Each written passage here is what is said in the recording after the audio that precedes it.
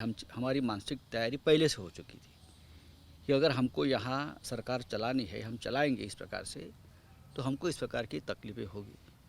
Governor house से होगी, केंद्र सरकार से होगी, अपोजिशन से होगी। तकलीफ तो एक एक्ट्रेस है, बीएमसी ने उनका घर भी तोड़ा है, दफ्तर बोलें घर बोलें तो वो भी तो तोड़ा है।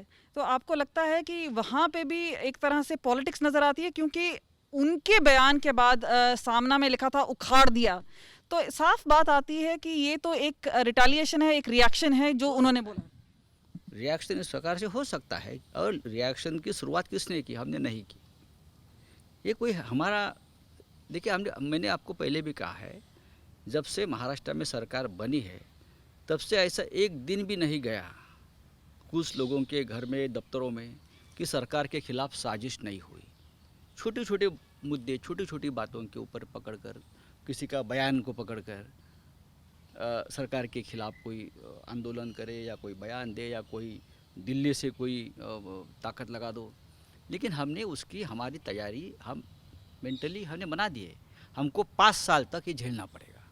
लेकिन मैं आपको बता दूं, आप कितने भी साजिश करो, सरकार 5 साल चलेगी। आप गवर्नर साहब के पास अगर कोई जाता है हमारी शिकायत लेके, तो गवर्नर साहब का अधिकार है, राजभवन के दरवाजे सबके लिए खुले होते हैं, वैसे हमारे लिए भी है। और गवर्नर साहब भी सब वहाँ बैठकर देख रहे हैं कि क्या तमाशा चल रहा है, लेकिन उनकी भी मजबूरी है। हमारे गवर्नर आपका साहब, मानना है कि बीजेपी कुछ लोगों को इस्तेमाल कर रही है आप लोगों के ऊपर, एक तरह से वाइकेरियस, या बोलते हैं कि वेल्ड अटैक करने के लिए? देखो, अगर करते हैं तो करने दो, ये राजनीति है। ये अगर वो चाहते हैं कि ऐसे सब करने से हमारी सरकार ढीली पड़ जाएगी या टूट जाएगी, हम लोग, ऐसा नहीं है। हम बहुत मजबूत मन के आदमी हैं। हमारे मन की बात भी ऐसी निकल के आती है कभी कभी, तो उसकी रिएक्शन हो जाती है। आप करते रहिए इस प्रकार के कारनामे हमारे खिलाफ, पार्टी के खिलाफ, सरकार के खिलाफ, राज्य के खिलाफ, मुंबई के खिलाफ, हम उतने मजबूत होते जा रहे हैं।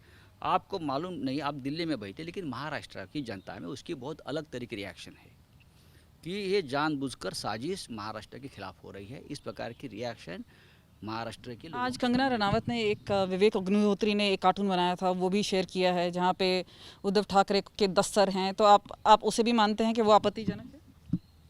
क्यों नहीं, आपत्तिजनक है, लेकिन आप बार बार क्या दिखाना चाहते हो मुंबई में बैठकर?